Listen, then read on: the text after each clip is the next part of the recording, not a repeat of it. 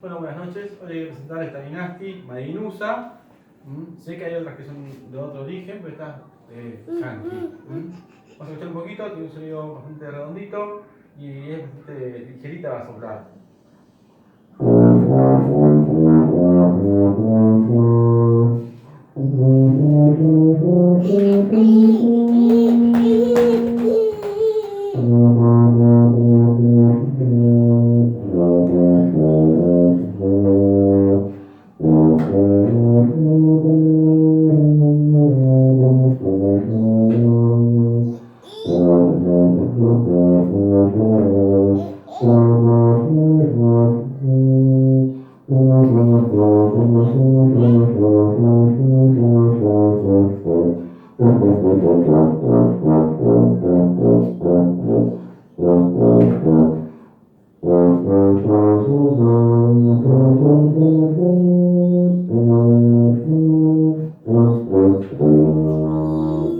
la idea era mostrar un poquito, mostrar que era melodiosa, es una linda tuba.